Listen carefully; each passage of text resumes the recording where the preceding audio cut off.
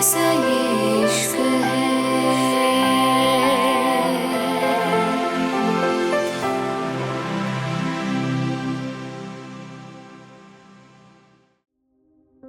सेरेन अभी दरवाजे तक ही आई थी जब अचानक ही किसी से बुरी तरह टकरा गई थी। उसका दिमाग पहले से ही खराब था और अब ये आदमी जो उससे टकरा गया था।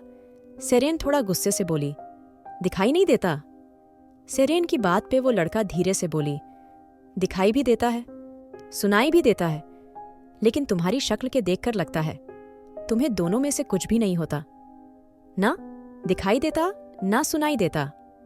सेरेन गुस्से से उंगली उठाते हुए बोली, बकवास बंद करो, एक से बढ़ के एक कार्टून है। यहां इतना कह के सेरेन आगे बढ़ी ही थी जब अचानक ही वो लड़का उसको अजीब तरह से देखने लगा था। सेरेन हैरानी से बोली, मेरी शक्ल पे कुछ लिखा है? सेरेन की बात पे वो लड़का धीरे से बोला, कौन हो तुम? अचानक ही उसकी आवाज में हल्की नरमी आ गई थी। सेरेन थोड़ी सी हैरान हुई थी, लेकिन जल्दी ही गुस्से से बोली, मैं जो भी हूं ये मुझे तुम्हें बताने की जरूरत नहीं। अपने काम से काम रखो, समझ आया? इतना कह के सेरेन चली गई थी। रूहान हैरानी से उस लड़की को देख रहा था। उसने जल्दी से अपने फोन में एक फोटो खोला था जहां सारा और जिहान एक दूसरे की तरफ देख के मुस्कुरा रहे थे। ये लड़की दिखने में बिल्कुल उन दोनों जैसी थी। रूहान गहरी सोच में गुम हो गया था। उसको अब कैसे भी करके पता लगाना था आखिर ये लड़की कौन है। यही सोच के रूहान अंदर की तरफ जा ही रहा था जब रीमा धीरे से बोली, हाय रूहान। रीमा की बात पे रूहान कुछ सोचते हुए बोला, हमारे कॉलेज में कोई नई लड़की आई है? रीमा गहरी सांस लेकर बोली, हाँ आई है, लेकिन बहुत बदतमीज है। तुम उससे बात मत करना, अमेरिका से आई है इसलिए ज्यादा दिमाग खराब है उसका। वैसे भी वो बचपन से अमेरिका रही है, सेरेन नाम है उसका, पैदा भी वहीं हुई है। रीमा लगातार बोल रही थी जहां उसका नाम सुन के रूहान हैरान हुआ था। वहीं बचपन से अमेरिका वाली बात पे उसको समझ आ गया था। नाम एक होने से ये उसके अंकल आंटी की बेटी नहीं हो जाएगी, क्योंकि सेरेन तो इंडिया में पैदा हुई थी और ये लड़की बाहर की है। और लेकिन ऐसा जरूरी तो नहीं, ये सच ही हो क्या पता।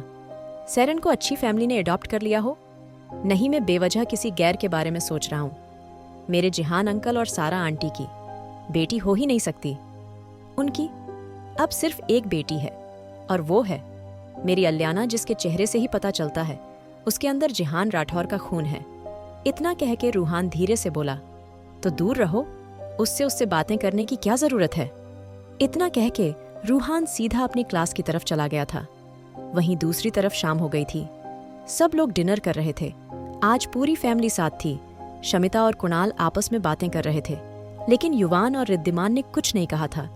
शमिता ने हर मुमकिन कोशिश की थी दोनों भाई आपस में सही बातें करें, लेकिन दोनों ही गुस्से में थे और दोनों में से कोई भी शुरुआत नहीं करना चाहता था। शमिता धीरे से बोली, तुम दोनों की जुबान बंद क्यों हो गई? या तुम्हें अपने मॉम डैड से कोई प्रॉब्लम है? जितना हम लोग चाहते हैं तुम दोनों साथ रहो, उससे कहीं ज्यादा तुम्हारी नफरत बढ़ रही है। तुम सगे भाई हो तो ये सब किस लिए? शमिता की बात पे युवान धीरे से बोला, मॉम, आपको घर की शांति पसंद नहीं आ रही? आपको अच्छा नहीं लग रहा? हम दोनों बात नहीं कर रहे तो घर में सुकून है? युवान की बात पे रिद्धिमान धीरे से बोला, आज पहली बार मैं आपके दूसरे बेटे की बात से सहमत हूं मॉम।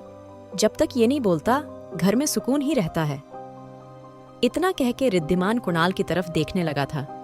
रिद्धिमान धीरे से बोला, डैड कल ऑस्ट्रेलिया से कुछ क्लाइंट आ रहे हैं। वो हमारी कंपनी में इन्वेस्ट करना चाहते हैं। मैं चाहता हूं आप मीटिंग के टाइम पे साथ रहें। जैसे ही ये डील राठौर इंडस्ट्रीज को मिलेगी, वैसे ही हमारी कंपनी के शेयर बढ़ जाएंगे और राठौर इंडस्ट्रीज हमसे ही नहीं काफी और कंपनी से नीचे होगी। रिद्धिमान खुश होते हुए बोला। तो कुणाल धीरे से बोला, रिद्धिमान, मैंने पहले ही कहा था, मुझे जबरदस्ती जितना पसंद नहीं की। क्या ये डील तुम उस लड़की को धमकी देके अपने नाम कर रहे हो? रिद्धिमान धीरे से बोला, सीरियसली डैड, आप उसकी साइड ले रहे हैं? अरे वो कोई सीधी नहीं है, आग है वो, और उसके लिए बुरा फील करना बंद करिए।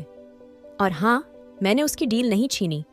ये लोग खुद ही हमारे पास आना चाहते हैं, क्योंकि जहां मैं पढ़ता था ये लोग वहीं मेरे साथ थे। तो अब वो लोग हमारी कंपनी में इन्वेस्ट कर रहे हैं, तो हमें खुश होना चाहिए ना।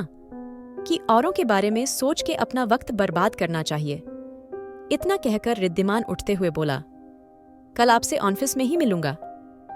मैं इतना कह के रिद्धिमान चला गया था। वहीं दूसरी तरफ अलियाना खामोशी से अपना डिनर कर रही थी जब उसका फोन बजा था।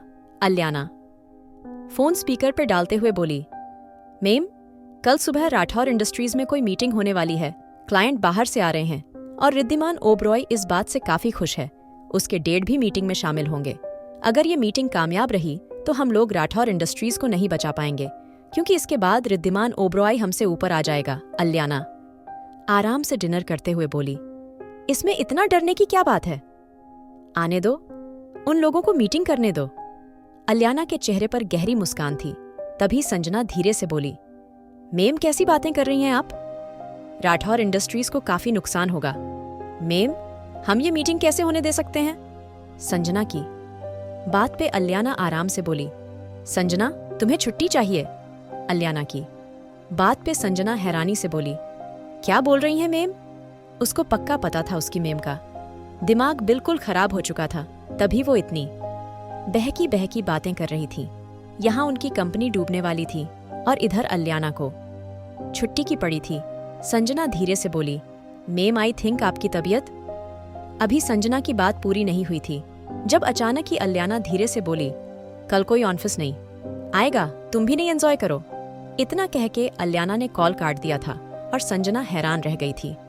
दूसरी तरफ रूहान जब घर आया तो शाम हो गई थी। सब लोग बिजी थे। रूहान को देख के आरू धीरे से बोली, क्या हुआ? किस सोच में गुम हो, वरना आते ही चिल्लाना शुरू कर देते हो। आरू की बात पे रूहान धीरे से बोला, मॉम, आपसे एक बात पूछूं? आरू रूहान को पानी देते हुए बोली, तुम्हें कब से मुझसे कुछ पूछने के लिए इजाजत की जरूरत पड़ गई? आरू की बात पे रूहान कुछ सोचते हुए बोला, मॉम, जिहान अंकल का कोई रिश्तेदार था? आई मीन, उनके मॉम डैड या उनका भाई या बहन? रूहान की बात पे आरू धीरे से बोली, नहीं, जिहान की कोई बहन नहीं थी और ना कोई भाई था। उसके मॉम डैड भी नहीं थे। और अब बेहतर होगा, डिनर पे ध्यान दो। आरू की बात पे रूहान चिढ़ते हुए बोला, क्या बकवास है यह? आप कभी उनकी बात क्यों नहीं करने देती हमें? वो मेरे भी अंकल आंटी थे और आपके तो दोस्त थे ना। तो आप लोग इतने बुरे कैसे हो गए? कोई इस घर में उनको याद नहीं करता। रूहान को बहुत ज्यादा गुस्सा आ रहा था। वो अपने अंकल आंटी को बहुत पसंद करता था और जितना दुख अलियाना को हुआ था इतना ही दुख उसको भी हुआ था। लेकिन अचानक ही उनकी बातें करनी सबने बंद कर दी थी। कोई अंकल आंटी को याद नहीं करता था। यही सोच के रूहान गुस्से से चीखा था। आरू धीरे से बोली, आवाज नीचे करो। रूहान, अलियाना ने अगर सुन लिया? आरू की बात पे रूहान उठते हुए बोली, ओह, यही तो प्रॉब्लम है। अलियाना ने अगर सुन लिया? अलियाना, अलियाना, आप लोग कब से उससे इतना डरने लगे? ओह हाँ, जब उनकी सगी बेटी उनको याद नहीं करती तो हमारा रिश्ता तो गैरों का था उनके साथ, लेकिन हम उसके जैसे मतलब ही नहीं है। मॉम, हम Aliana. Shut up, just shut up. अगर एक लफ्ज और तुम्हारे मुंह से निकला तो मैं भूल जाऊंगी तुम किसके बेटे हो। अभी रूहान की बात पूरी नहीं हुई थी जब अलियाना की तेज आवाज हॉल में गूंजी थी। रूहान धीरे से बोला, ओह, आ गई तुम, तुम्हारी ही कमी थी। रूहान की बात पे अलियाना धीरे से बोली, मेरे और मेरे माँ बाप के रिश्ते के बारे में बोलने से पहले 100 बार सोचना। हर बार मैं तुम्हें माफ नहीं करूंगी मिस्टर रूहान, और तुम्हें उनकी इतनी फिक्र करने की जरूरत नहीं।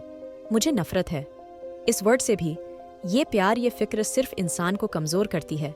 जो चला गया उसको बार बार याद करके क्या साबित करना चाहते हो? अलियाना राठौर की जिंदगी में और बहुत काम में उन लोगों को याद करके खुद को कमजोर नहीं करूंगी। नफरत है मुझे। अलियाना रूहान की आंखों में देखते हुए बोली, पहले भी बता चुकी हूं और फिर से बता रही हूं, जो चला गया उसको याद करके प्रेजेंट खराब मत करो। और जब उनकी सगी बेटी उनको याद नहीं करती तो और लोगों को इतनी फिक्र क्यों है? मेरे माँ बाप थे, मैं भूल गई, तुम भी भूल जाओ। इतना कह के अलियाना आगे ही बढ़ी थी जब रूहान धीरे से बोला, तुम बहुत सेल्फिश हो अलियाना, बहुत ज्यादा सेल्फिश। तुम्हें सिर्फ खुद से मतलब है। शायद अंकल आंटी को शर्म आती होगी तुम्हें अपनी बेटी कहते हुए, इसलिए वो तुम्हें छोड़कर चले गए और ऐसे ही सब तुम्हें छोड़ के चले जाएंगे। अभी रूहान की बात पूरी नहीं हुई थी जब रियान ने एक जोरदार थप्पड़ उसके मुंह पे जड़ दिया था, अलियाना को रूहान की कही गई बातों से जबरदस्ती अपनी नमी छुपा रही थी। अब वो बिना कुछ कहे अपने कमरे में चली गई थी।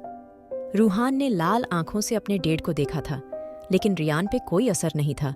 रियान आराम से बोला, गेट लॉस्ट, और अगर आइंदा से तुमने उससे इस तरह बात करी तो यहाँ इस घर से ही दफा हो जाना। इतना कह के रियान भी चला गया था और रूहान एक नज़र आरू को देखने के बाद गुस्से से अपने कमरे में चला गया था।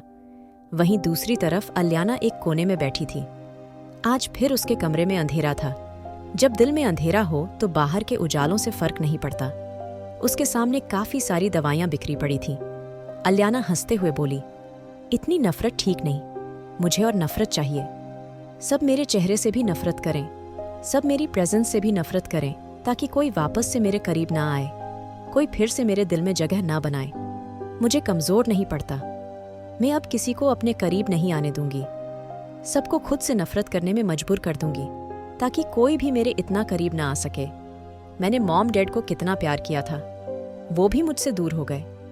अब मैं और किसी को प्यार नहीं करूंगी। अलियाना खुद से ही बोल रही थी। उसकी आंखें भारी हो यही थीं। दवाइयों ने असर दिखाना शुरू कर दिया था।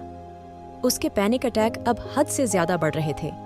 वो जितना चाहती थी सब उससे नफरत करें। हर किसी से छोटी बात से वो टूट के बिखर जाती थी। और आज उसको 2 बार पैनिक अटैक आए थे। रिद्धिमान ओबरॉय की बातों से वो निकली नहीं थी जब रूहान ने उसको हर्ट कर दिया था। उसकी आंखें कुछ देर बाद बंद हो गई थीं। हर रात दवाइयों के नशे से वो सोती थी और हर सुबह किसी न किसी की नफरत देखने के लिए उठती थी। पता नहीं अलियाना की जिंदगी कब खूबसूरत होने वाली थी। आखिर क्या होगा अब? क्या करेगी अलियाना कंपनी बचाने के लिए? क्या रिद्धिमान फिर से करेगा कुछ अलियाना के साथ? जानने के लिए सुनिए the mafia boss, unwanted wife. और अगर एपिसोड पसंद आया तो लाइक, शेयर और सब्सक्राइब करना ना भूले।